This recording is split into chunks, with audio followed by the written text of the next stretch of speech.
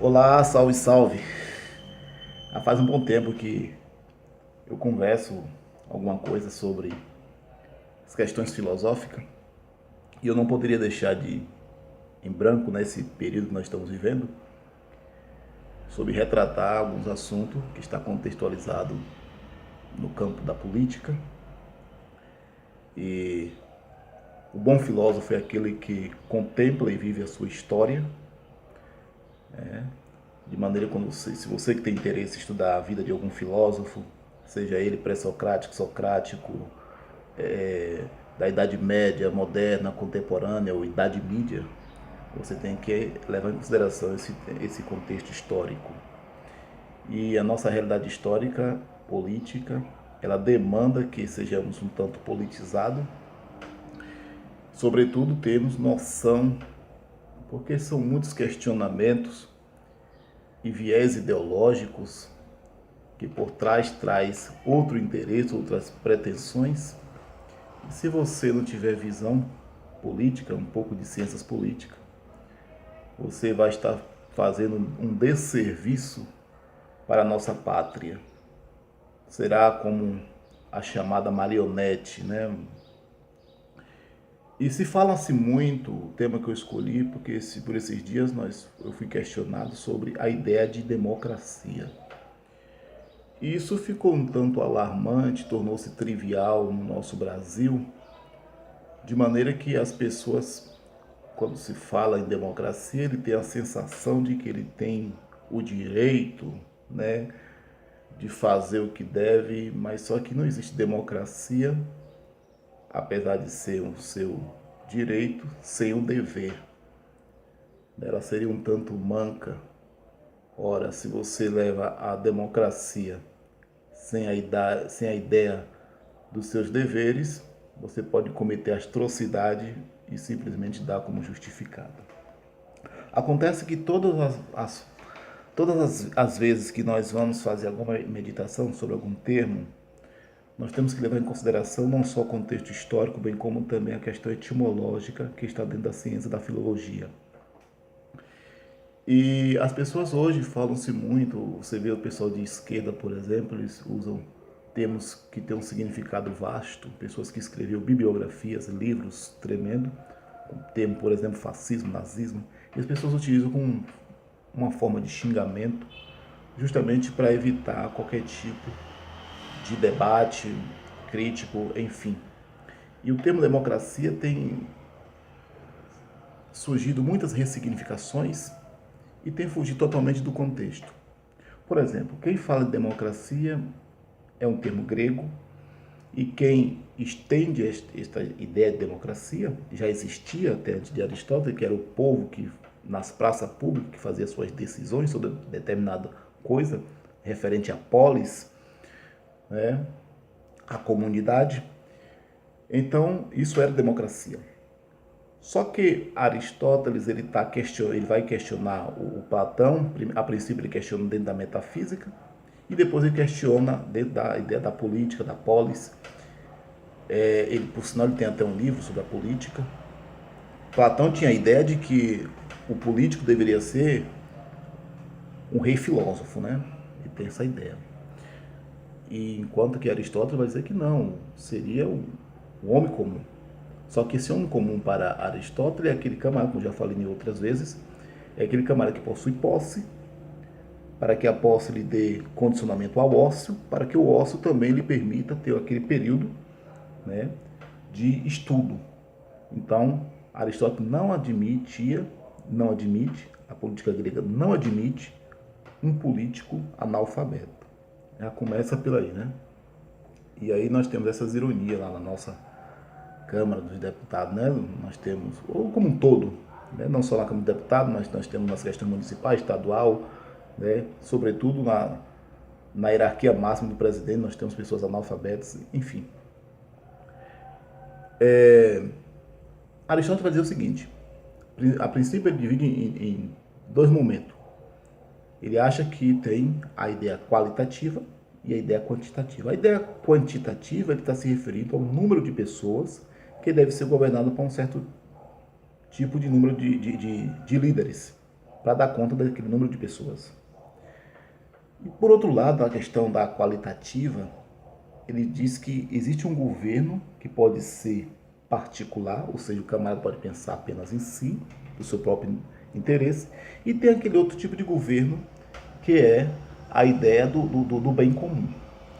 Só quando ele fala sobre três tipos de governo, quando ele vai falar sobre o governo de um, o governo de pouco e o governo de muitos, aí é que ele faz essa classificação. Ele vai dizer o seguinte, olha, se nós temos o governo de um, e este um pensa apenas em si, nós temos uma tirania. Mas se este um, ele pensa no todo, nós temos uma monarquia.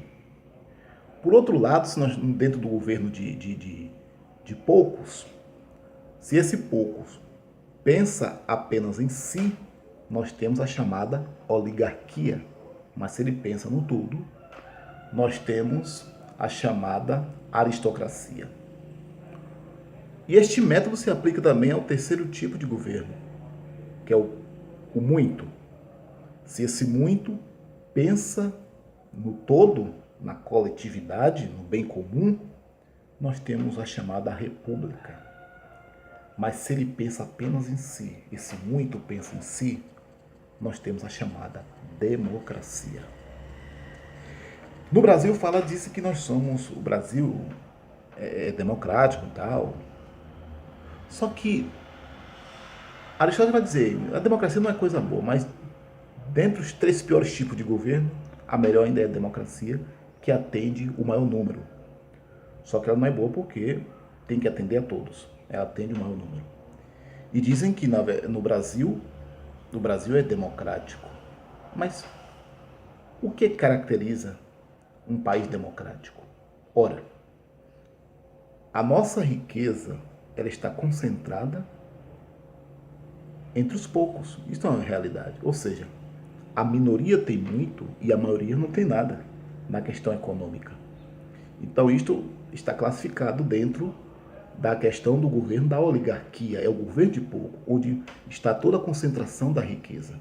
De maneira que, eu vi pesquisas recentes, em que o nosso país está entre os sétimos na economia, né? No entanto, nós estamos no 85º em qualidade de vida. Como é que explica isso? Um país rico, quer dizer, a minha casa, eu faço parte de uma casa rica e vivo em miséria, né? Então, eu queria entender onde é que está esta democracia. Ora, o que caracteriza a ideia de democracia não é simplesmente a ideia de você ter a questão de se expressar, esse direito de se expressar. Ora, tudo bem, faz parte de um país democrático a ideia de você expressar a religião, enfim. Mas, sobretudo, a questão econômica e a qualidade de vida. O chamado igualitarismo, né? Então, nós estamos vivendo um momento que é crítico. Eu costumo falar que essa eleição ela está além de uma eleição, né? E é só você analisar. Os que falam em democracia é quem detém toda a nossa economia. A nossa economia está restrita entre os banqueiros, entre os governantes. Não precisa ser um cientista político para ter essa visão. Então, essa ideia de que o Brasil é um país democrático, isso é uma utopia. Isso é um produto de mente nervosa. Isso só na mente imaginária. Isso é utopia, né? O nosso país está mais inclinado, sim, para uma oligarquia, o governo de poucos. Quem tem direito nesse país são os poucos, são os governantes. São eles que usam e abusam, né? Os muitos estão padecendo. O problema é que o brasileiro, ele faz uma visão de mundo a partir do seu próprio mundo. Ele tem essa tendência de fazer uma medição, um julgamento.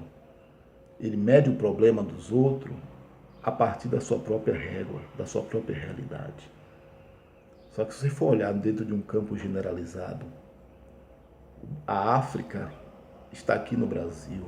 Eu falo no sentido de padecimento, de fome. E seja mais reflexivo, né? Atente para o governo que condiz com a ética, né? Sobretudo com as questões de humanidade, direitos, deveres, o melhor para o nosso país. Que nessa eleição você possa fazer meditações. Eu fico horrorizado e triste porque no nosso Brasil demonizaram a política.